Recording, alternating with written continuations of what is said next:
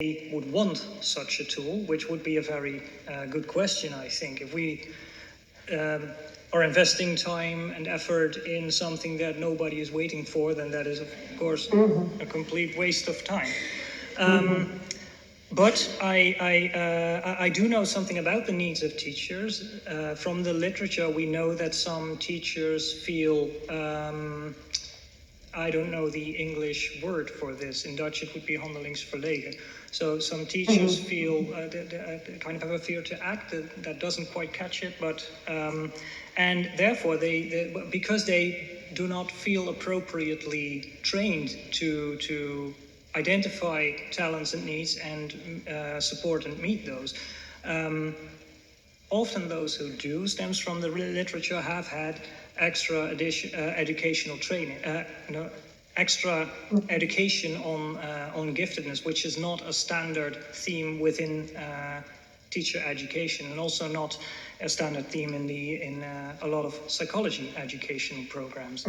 So although we did not ask the teachers whether or not they would need or want such a tool, I think that from the literature it becomes clear that teachers do appreciate a tool that they can use that is not quite a burden within their classroom environment.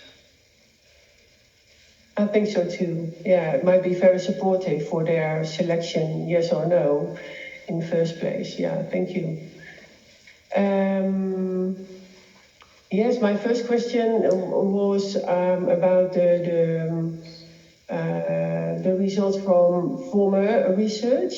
And I was wondering if you had one time during your research that you were thinking, is it the right direction or should I change my goal? Because in every paper, the goal is stated that there should be developed a screener.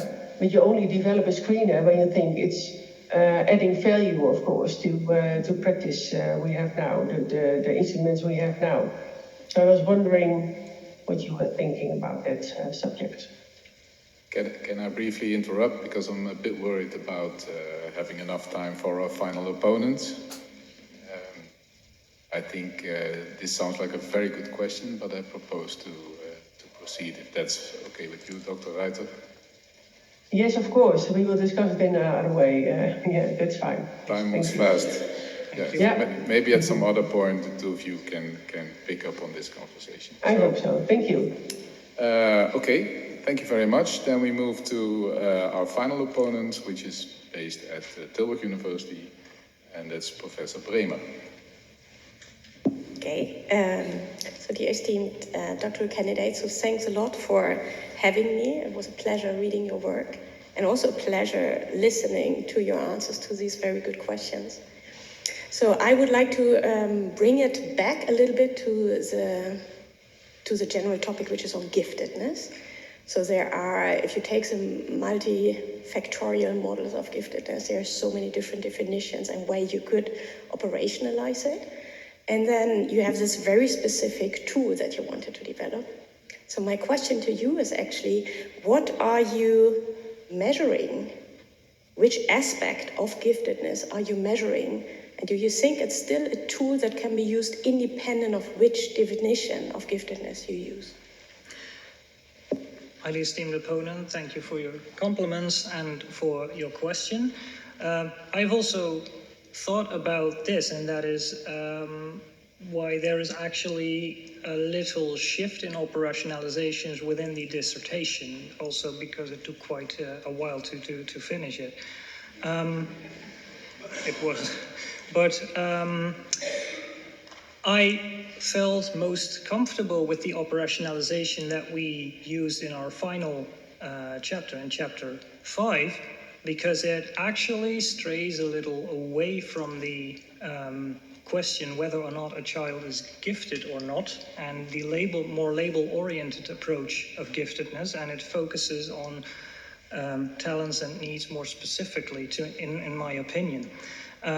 So rather than discussing whether or not a child is gifted, we focus now on the need of an enriched curriculum. So the tool that we intend to develop does not, like I just said, it will not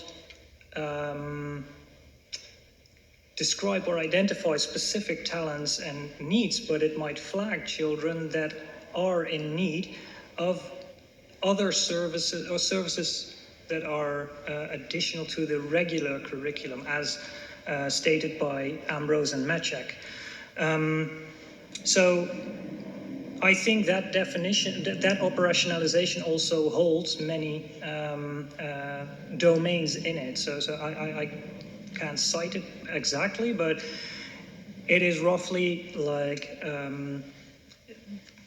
these are children who show evidence of talent within a certain domain that require services or activities not ordinarily provided in a school curriculum. So it kind of holds multiple definitions. However, which particular domain of talent is there, that needs to be investigated further. So if you would see the screening tool in a two-phased screening assessment as recommended by McBee and their colleagues, then this screening tool of drawings would be in the first phase, which is a universal screening phase, and that does not highlight the specific talents and needs. That would come in phase 2, on which I try to interrupt you quickly. I've learned I'm allowed to do this because Okay. time is running. So let me try to be more specific here. So when I read specific your introduction, I got the impression, okay, if we follow the multifactorial definition of giftedness, and we have like intellectual abilities, we have creativity, we have social-emotional development, then it felt like human figure drawing falls into more creativity. And then you also nicely summarize creativity and the different aspects that have been used measuring creativity, which is flexibility, originality, and so forth. And then I felt like, okay, but also you use standardized tools in study 3 and compare your kind of item analysis to it. Then I thought, wow, are you not like stepping back from this more kind of holistic approach to creativity, which is already just one aspect of giftedness? Are you not like narrowing it down to purely measuring originality? A highly esteemed opponent, thank you for this follow-up question. I am not sure at the moment. I do not think so.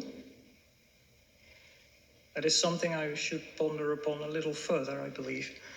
Well, the reason we used the standardized tools in chapter 3 first was because the drawing tools that were used were already under fire in science quite a lot. So we thought it would be best to first follow the standard procedures before immediately going to a whole other topic than is ordinarily done in the scientific field. And we already immediately got some resistance to that, because although we did not measure intelligence, we did not try to measure intelligence, and that is also not the aim of this screening tool. Reviewers kept saying, we already know that drawings do not measure intelligence. So the part of creativity is something that we should investigate further still, because now from a more conceptual view, we kind of assumed that there was a level of creativity because the group we are aiming for is a gifted sample, and by many theories and definitions, creativity is one of the facets that makes up giftedness. So we kind of assumed this, and from that logic, we continued our research. However, like I also said previously, in follow-up research, we should definitely gain some more in-depth knowledge about factors that are related to this drawing aspect. So then we would include creativity in various facets, and I believe that we can then also measure more than just originality, but also fluency and flexibility.